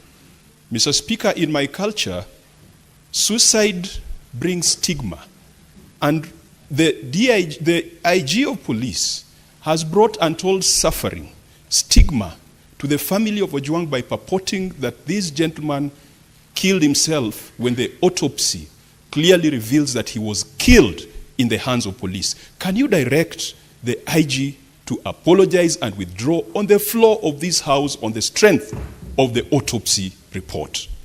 Mr. Speaker, secondly, there are many good officers in the National Police Service. We must agree. All the members of Senate here have one or two police officers assigned to them. And I think generally they are people of good conduct. But there are few bad apples, Mr. Speaker, that need to be fumigated. And that is where the National Police Service comes in, and the CS for Interior. Has a CS done any policy directives in writing pursuant to Article 245 to deal with those bad elements? Mr. Speaker, further, if you pursue the proximate cause theory, it was a complaint by DIG Lagat that led to the arrest of this young man in Lida, in Mawego, and that led to his death. Mr. Speaker, why is DIG Lagat still in office when it is his complaint that triggered the chain of actions and reactions that led to the death of this young man? Can the Inspector General tell us why? Can the CS tell us why? Because you cannot be in office still having authority and power, and you are the person who is being investigated. Mr. Speaker, I said there are many good police officers. The stepping aside of DIG Lagat is not going to lead to the collapse of the police force. And Mr. Speaker, what Kenyans want to see is DIG Lagat not just stepping aside, but he should also go to a police station and record a statement and have his fingerprints taken, because there is no way you are going to carry out an investigation without addressing the proximate cause of the chain of events that led to the death of this young man. Mr. Speaker, we have been told that there are other suspects that were mentioned. There was Kevin, who was taken to Kenyanya and ultimately, I think, ended up in Kamukunji. What is the status? Are they still alive?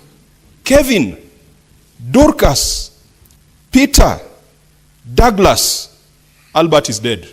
What about the other 4 that were adversely mentioned? Can the IG assure this House? And in fact, Mr. Speaker, we might need to issue habeas corpus so that they can be produced and we confirm that they're alive, because one of the co-accused is right now lying at the city mortuary. Finally, Mr. Speaker, the CS has pointed us to Article 245. And Mr. Speaker, the CS is an illustrious former member of this House. I have a lot of personal respect for him. We are friends, we are age mates, and I believe we operate at the same intellectual bandwidth. But I fail to recognize when he becomes the cabinet secretary, Mr. Speaker. Because the things he spoke for, the things he stood for while in this House continue to happen unabated under his watch. He was very articulate and eloquent when talking about the killings in Elgeyo Marakwet, in Baringo. They are still happening today. He was very articulate one time when the police came to the presence of Parliament, Mr. Speaker. He moved this House to suspend its sittings and the Speaker ordered the police to exit the presence of Parliament. That is a gentleman who's today the Cabinet Secretary.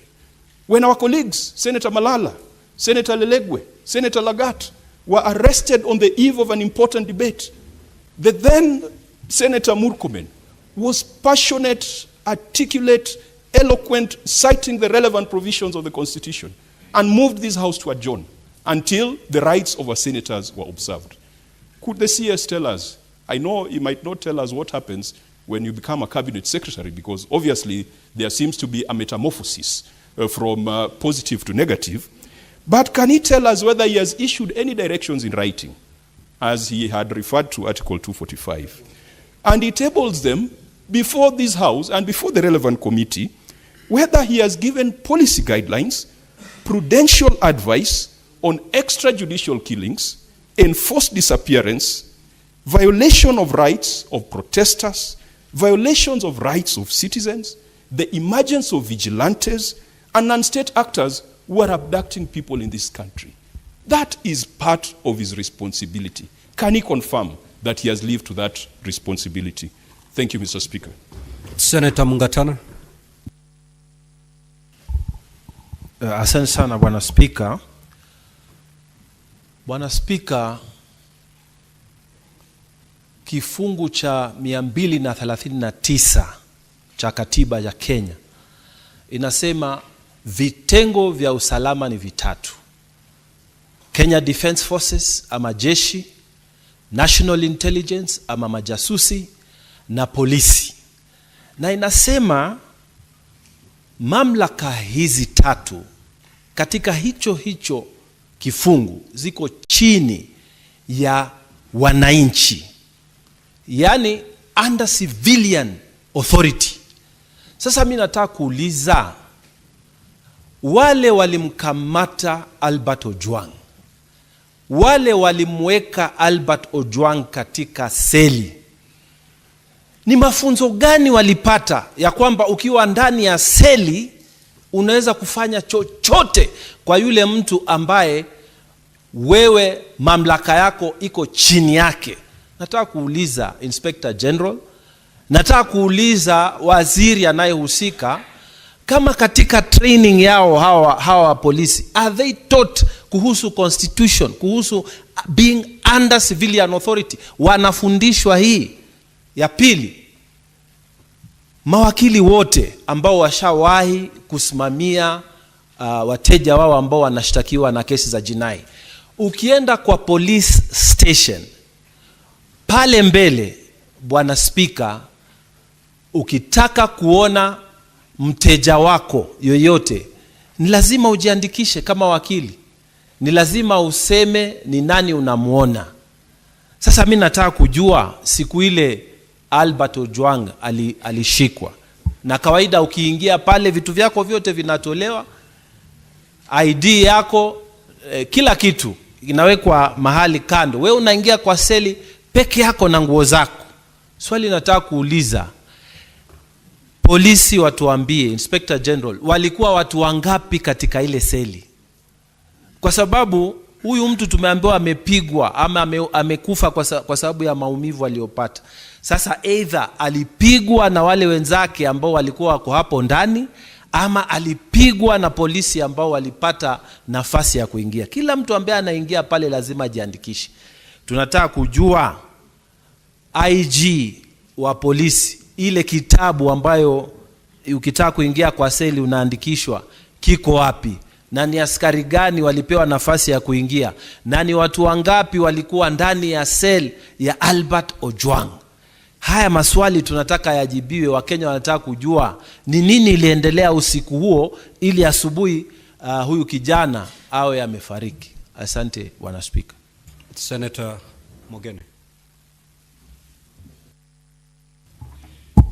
Yes, thank you, Mr. Speaker. Mr. Speaker,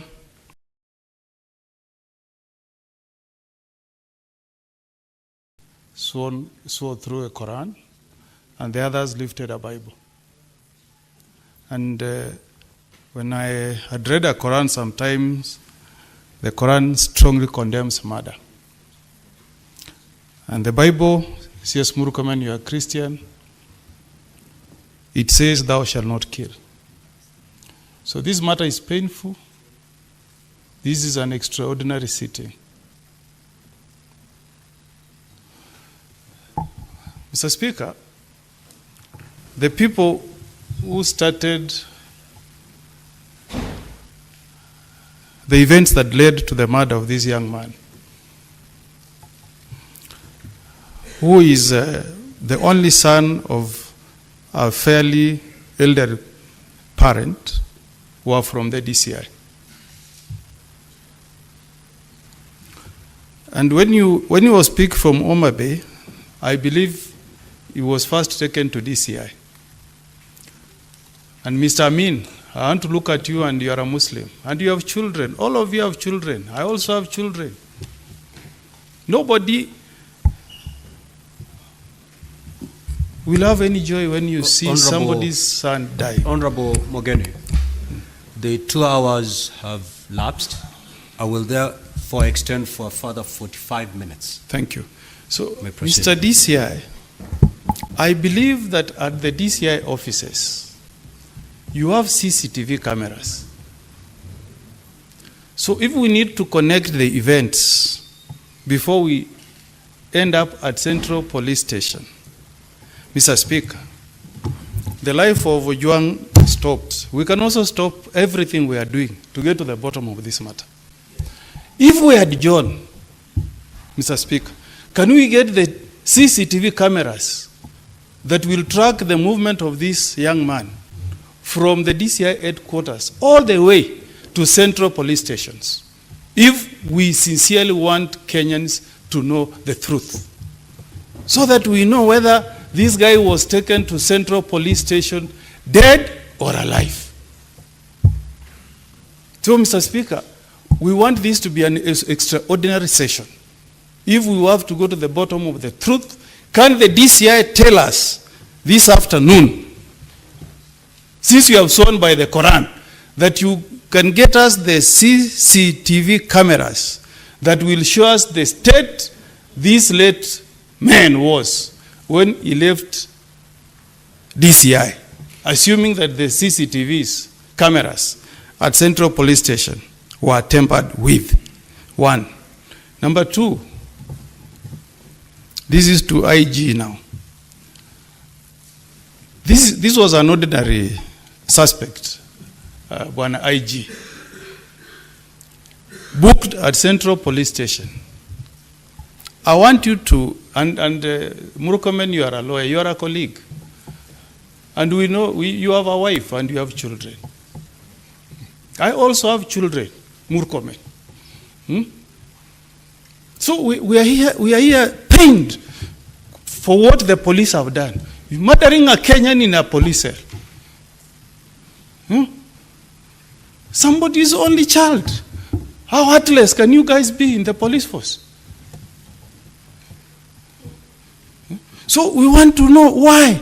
Why was this young man, Ojwang, booked alone in a cell at Central Police Station? If this was not covered up. Finally, Mr. Speaker, this person from IPOA, you are a vice chair. The chairman of IPOA knows that we are investigating a matter where a Kenyan has been murdered in a police cell. A safe haven for any criminal. When you go to a police cell, lawyers will know it's a safe haven. Mr. Speaker, I want to know this afternoon, where is this chairman of IPOA? Mr. Speaker, where is the chairman of IPOA? When we have adjourned every business to address this matter, where has he go? What is that so important business that he can travel out of the country instead of coming to the house to give us the answers that we are seeking? Finally, Mr. Speaker, this is to CS Murkomen. Because you are a colleague, we were with you here last session. You know chapter 14 as a total 10 articles, 10 of them. You know that Article 240 establishes the National Security Council. If you read Article 4, Article 240 is about Article 3. It says the council shall exercise supervisory control. Supervisory is a verb, an action word, a to-do word. So it says the National Council shall supervise all the police units. So how can you come here, CS, this morning to tell us that the government of the Republic of Kenya has no eye, can say nothing? When the Constitution commands the police units to respect human rights, the rule of law, and fundamental freedoms. Fundamental freedoms demand that if I'm a suspect, arrest me, take me to a police station. If there is a crime I've committed, take me to a court of law. So I want to ask you, CS, this morning, do you want to tell us that the government of the day, led by the Commander-in-Chief, has got no supervisory powers over the police force in Kenya? Is that what you are telling the Senate of the Republic of Kenya this morning? Those are my questions. The Deputy Speaker.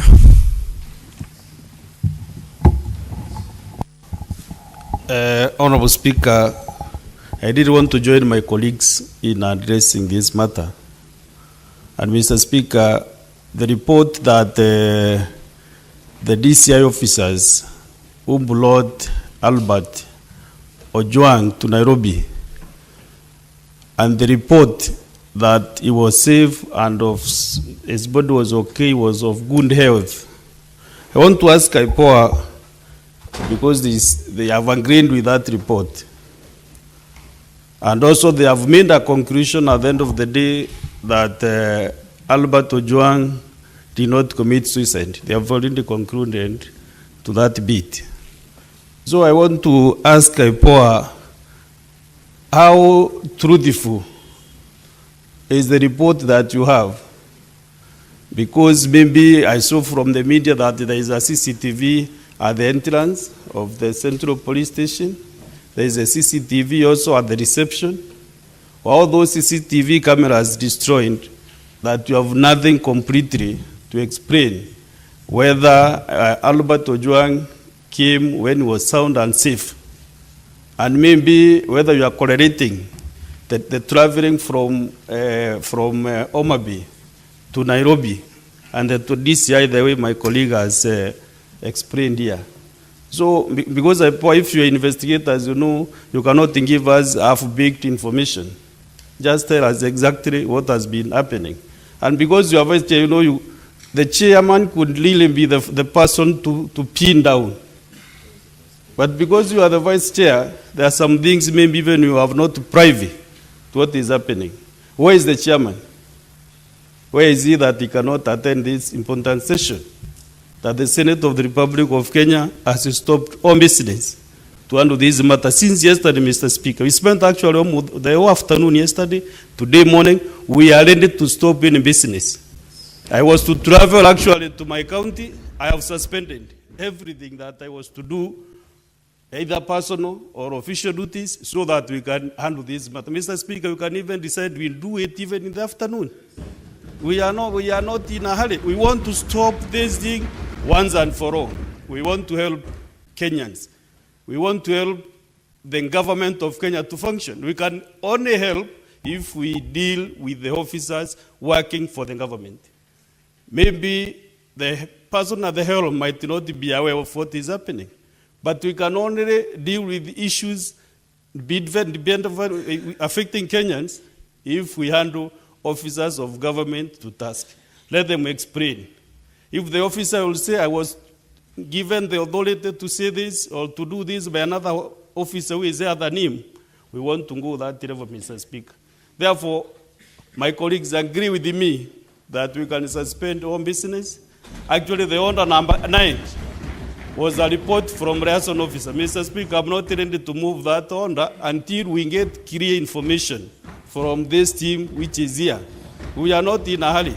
Let the Senate of Kenya, which I'm serving in this 13th Parliament, be known as the Senate which stopped extrajudicial killings.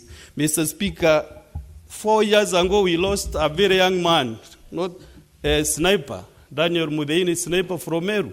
Up to date, that guy has never been banned because we are waiting for investigations to be concluded. We lost another gentleman, Mwenda Mbijewe, in 2016. Up to date, we have no traces of Mwenda Mbijewe. Sniper is lying at the morgue in Maua Hospital. Still, we said we shall not bury him as a Meru community until we get justice for Sniper and his family. So, Mr. Speaker, I don't think if I'm a senator representing a community and then we come and rush over issues here, then we are doing the wrong thing, Honorable Speaker. Mr. Speaker, I can even resign as a senator for Meru if any business that we do here, we don't do it conclusively. I can tender my resignation. If at all we are doing things covering and then the officers will go, no conclusion. And Mr. Speaker, I'm really at the pains because of those two guys from Meru. Now the case of Omabe, I mentioned again, Omabe is breeding. They lost an MP the other day. They have lost another young soul. Mr. Speaker, we must get these things right, Mr. Speaker. And when we are consulting with my friend here, Majority Leader, he is also at the pains. He wants to see everything. Kila kitu acha ituchimbue kwa hii msakato saa hii, Bwana Speaker. Asante sana, Bwana Speaker. Senator Wambua, Senator Mazai and Senator Majority Leader just approach the bench. Senator Wambua, you may proceed. Thank you, Mr. Speaker. Mr. Speaker, first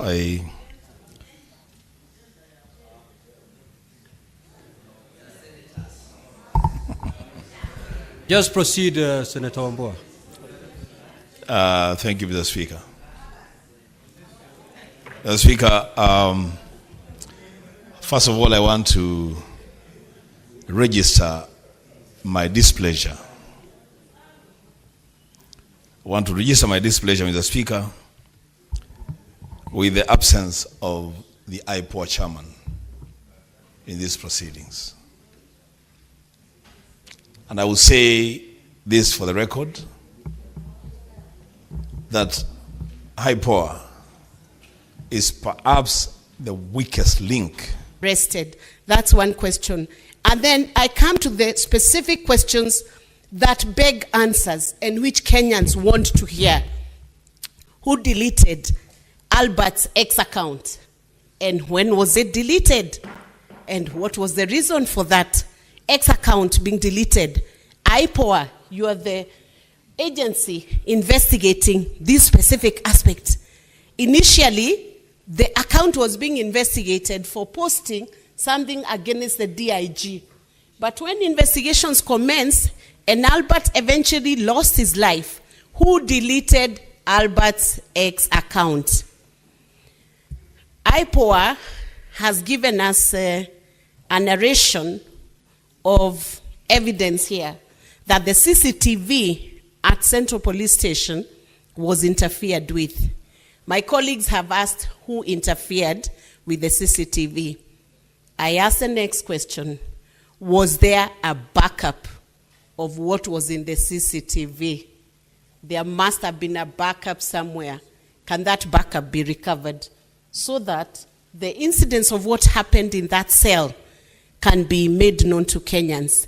And finally, how long will these investigations take?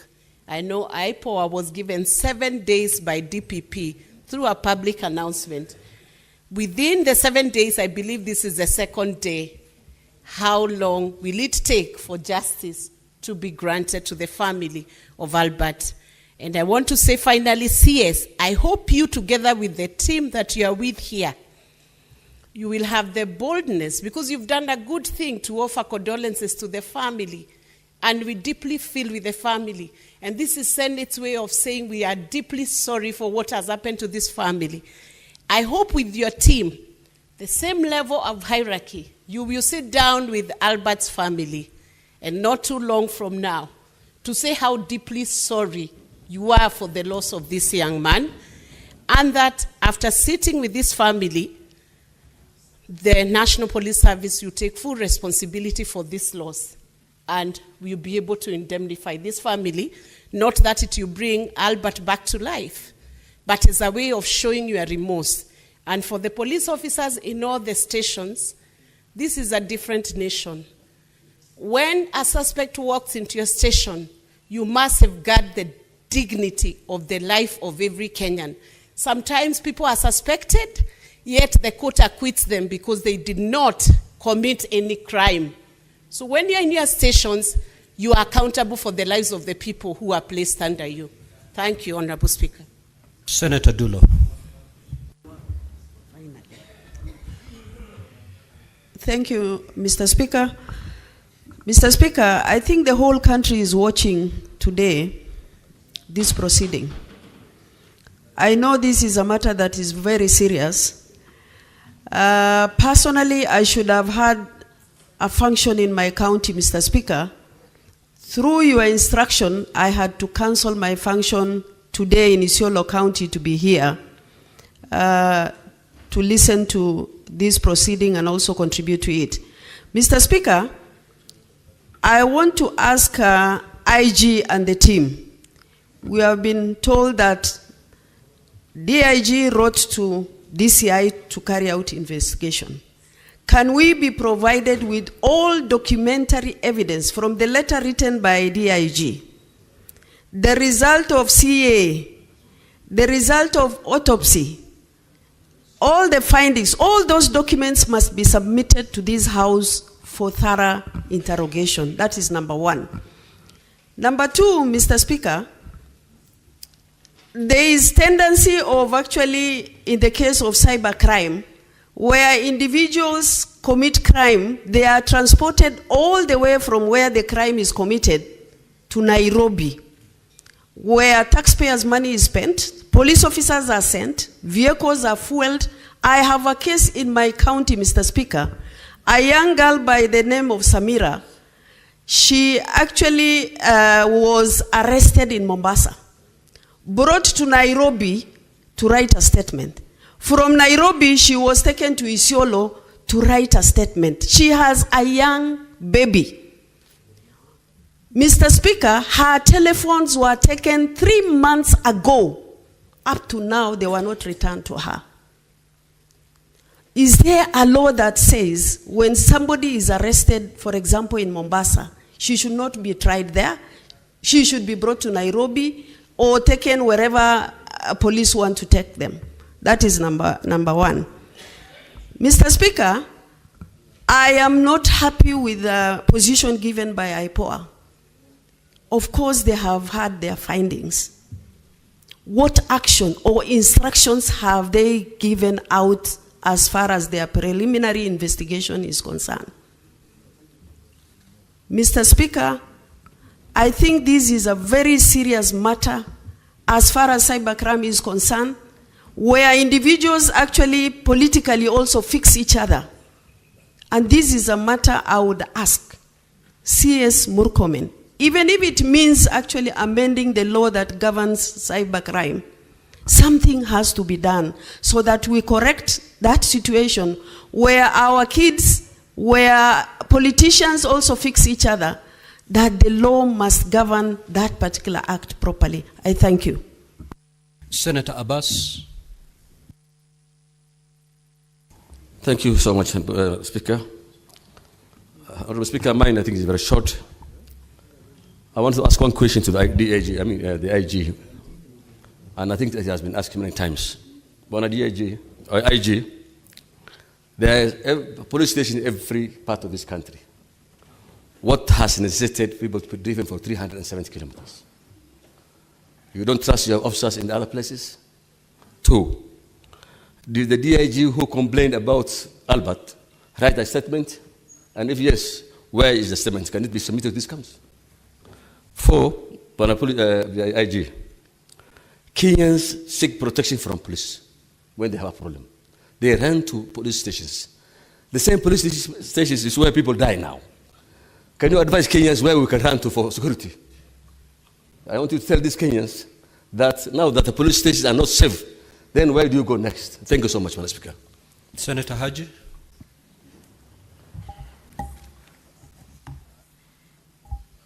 Thank you very much, Mr. Speaker.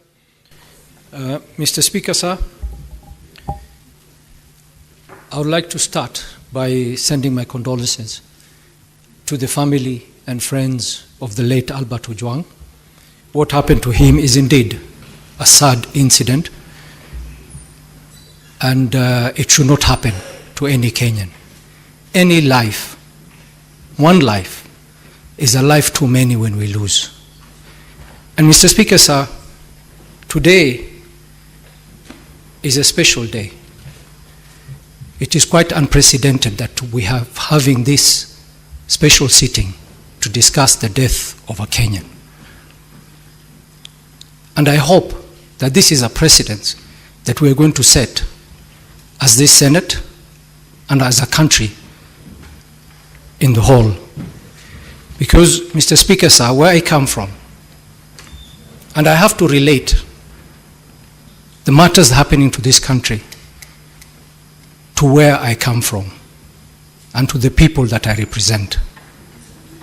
Mr. Speaker, sir, as we discuss the death of Albert Ojwang and the circumstances that led to his death, and I would like the Senator for Homa Bay, Senator Kajwang, and Senator Beatrice Ogola to try and understand where I'm coming from. In no way am I trying to disrespect this very sitting today here. But I would like to see some level of fairness in this country. I would like to see that the life of any Kenyan, anywhere, is important to all of us. Mr. Speaker, sir, last week, the Senator of Turkana stood on the floor of this House with a statement inquiring about the death of 40 fishermen who were killed and left in the lake, and 4 other individuals who were detained and then killed thereafter. And not a single senator requested for a special sitting for those 44 individuals. Not a single senator. Not this country begged for questions about the death of those individuals. Not the main media, not even on the social media. So it begs the question, are there some Kenyans who are more equal than others? Are we to believe that we are brothers and sisters, or cousins in that matter? Or maybe there are cousins who are more equal than others? Or is a death of a young man, such as Albert Ojwang, an opportunity for political expediency? Whether on the main media or the social media? And you know, Mr. Speaker, people will label me whatever they want to label me. They would say I am part of the system, that I am a brother to so-and-so. But Mr. Speaker, I was a patriot of this country before I came to the Senate. I was a patriot before any of my relatives living is serving in any part of this government. I was a patriot, and I have personally fought for this country. I have personally put my life on the line for this country. So whether I'm related to anybody, it is not the issue here. The issue is, as a country, can we be so sincere to each other and agree that we are brothers and sisters? Or tell us of certain regions that there are people who are more brothers than we are. And Mr. Speaker, when I sit here and I listen to senior citizens, senior senators speak on the floor of the House, and then remind this country of the Arab Spring, I have tremendous respect for Senator Dr. Boni Khalwale. I have tremendous respect for him. He's a leader in this House. I have tremendous respect for Senator Wambua. But they both mentioned the Arab Spring. Senator Wambua yesterday, today Senator Boni Khalwale, reminding us as a country of the Arab Spring, reminding the youth of this country about the Arab Spring. What happened subsequently after the Arab Spring? Any of those countries, mention them. Have they benefited in any way? Constantly reminding the youth of this country that you have an option, and that option is the Arab Spring. Look at the Arab Spring. Take an example from them and superimpose it on this country. Mr. Speaker, sir, that is very unfortunate. We shouldn't be going that way. Mr. Speaker, sir, we must remember that any seeds that we sow today, we will reap the results not far too long. If we want to sow the seeds of disconnect, of inequality, of some regions being better than others, it will be very unfortunate, and we will continue in that path. I would want to beg this House. I have a case of 6 youths in Garissa, 6 youths between the age of 18 to 21 who were brutally murdered on the road in Garissa, brutally murdered, execution style, told to bend down, kneel down, and shot in the head, in the back of the head. Until today, it's been 2 years. Until today, we don't know if it's whether it is a security apparatus who killed them, or it was a criminal organization that killed them. We don't know. We don't know. But we've not had, not the human rights organization, not the civil society, not the media houses have ever decided to pursue justice for those 6 people. If this continues, some of us or some senators here will feel disconnected from the rest of the country. And we will not feel for the pain of some people, which will turn us to less of a human. We all believe that a life, any life, is important. And I want to beg this House, if this is the precedence we are setting, let us keep it to this. Let's not use this as a political opportunity to get mileage for whatever matter. The next death of any Kenyan, let's have a special sitting and discuss the circumstances to the death of that Kenyan. Mr. Speaker, sir, going to my question, I would like to ask the member of IPOA, representing IPOA today here. She had mentioned the issue of CCTV, and I know many senators have asked a question about the CCTV. And I was a bit curious to know how many of our police stations have CCTV, and how many of those cameras are placed within the cells of those police stations.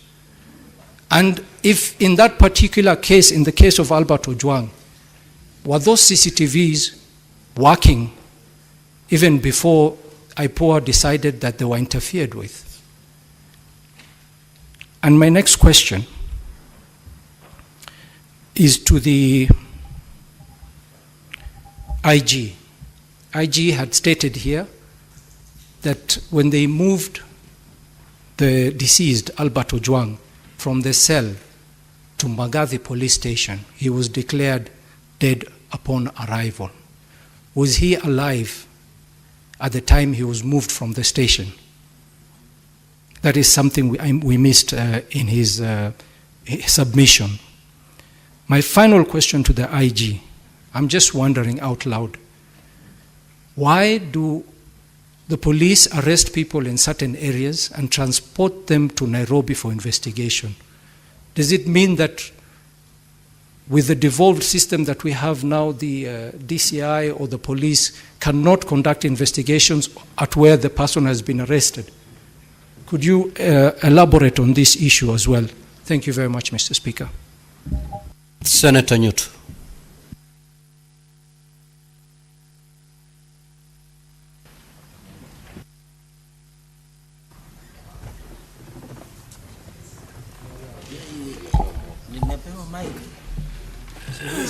Thank you, Mr. Speaker. I'll be very fast in my questions. Mr. Speaker, I would like to first remind both the CS and the IG that the reason why the Kenya Police Service is Kenya Police Service today and not Kenya Police Force, why that transformation happened, Mr. Speaker, was because there was need to establish a friendliness between members of the police service and the members of the public. And what we are seeing here, Mr. Speaker, is that members of the public now increasingly will find the police very hostile, and they may not even be able to collect information from members of the public. Why I say this, Mr. Speaker, is because the speed at which this particular complaint against Albert Ojwang was executed, the investigation, a mere 3 days and every investigation had been done and arrests made. Mr. Speaker, this then shows that the police and those serving in this service have become very special people. And Mr. Speaker, when we are talking of, somebody Ojwang, whose only crime was making allegations on social media, that is X, and investigations were carried out in that type of speed, while we have Ojwang who is now lying dead, and the police have actually no substantive results of this investigation, they have not been able to indicate who committed this particular crime. Mr. Speaker, we must ask ourselves very many questions. Now, Mr. Speaker, the IG should tell us why Ojwang was held in a cell alone.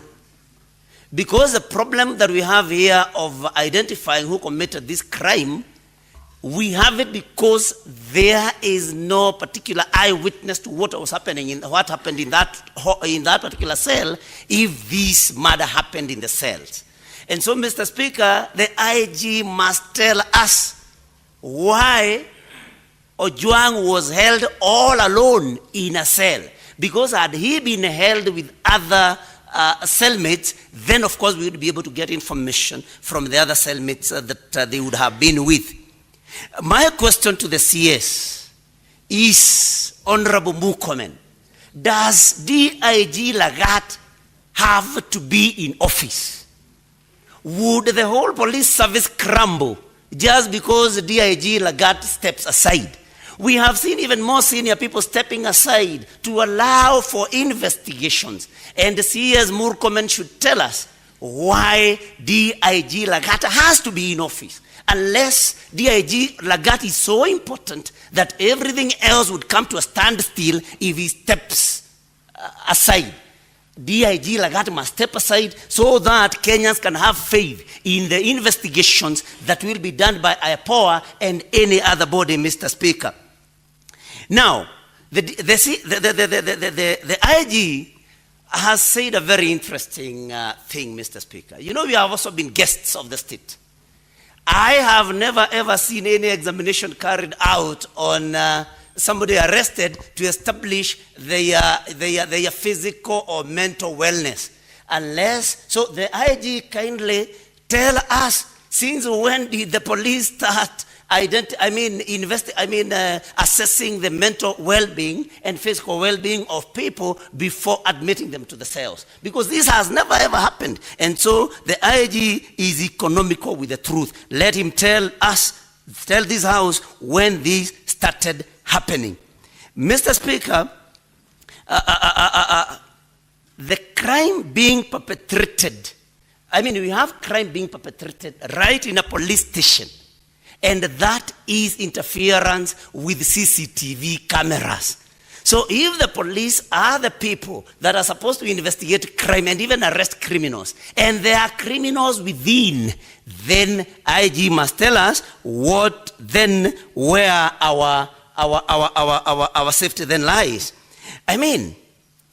CS Murkomen. You know, Senator Wambua said you can and you should do better. And I agree totally with him that you say you have no eyes, CS, while we have seen you recently having very sharp eyes on political comments made by people, and you have been actually calling for the arrest of people making political statements that are not suitable to you. How can you have no eyes when a young man has lost his life in the hands of the police? So I think we need to see a more serious CS, Mr. Speaker. The IG must tell DIG Lagat, if you do not have a skin thick enough to be able to tolerate public criticism, then you have no business being in public service. Because we cannot believe that we are here now debating about the death of a young man just because he made comments on social media. And in any case, because CS Murkomen is a lawyer, he should be able to tell us, because some of us believe that this was a civil matter and not a criminal matter. Why was Ojwang arrested and transferred again all the way to Nairobi? And the DCI should tell us why, whether there is a DCI office in Homa Bay, because that is where all these investigations should have happened. If he doesn't tell us, then we can conclude that DIG Lagat had then instructed, but that he wanted to see Ojwang before anything else. Otherwise, this crime should have been investigated in Homa Bay. There is a DCI office in Homa Bay. There is an intervention from the majority leader. Okay. You will still proceed? Speaker, Just take a seat. Mr. Speaker, it is now 12:57, and I'm worried because we are running out of time before we can hear any single response from the parties that are before us. Will it be in order? Senator Fernandi, this is not a point of order.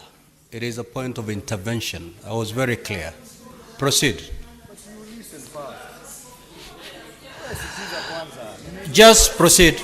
Mr. Speaker, whatever I will say will benefit many people, including Senator Cherargei. So I don't know why, Mr. Speaker, because I want to request, Mr. Speaker, that because there are many of our colleagues that have not had an opportunity to speak on such an important matter, that we transact this business in the afternoon as well, with your permission.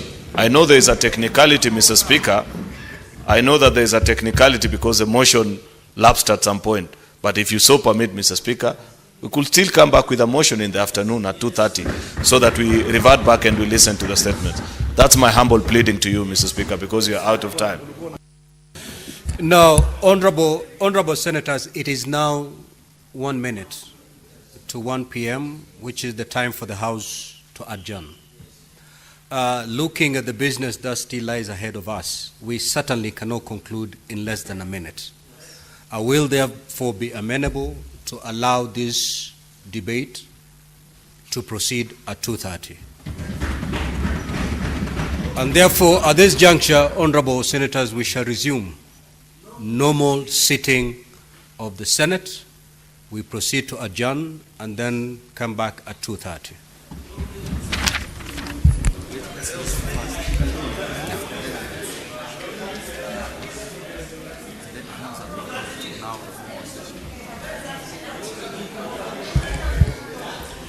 Now, honorable senators, we are now back to the normal session with all the standing orders in full force. Honorable senators, it is now 1 p.m., time to adjourn the Senate. The Senate therefore stands adjourned until later today, Wednesday the 11th of June 2025 at 2:30 p.m. I thank you.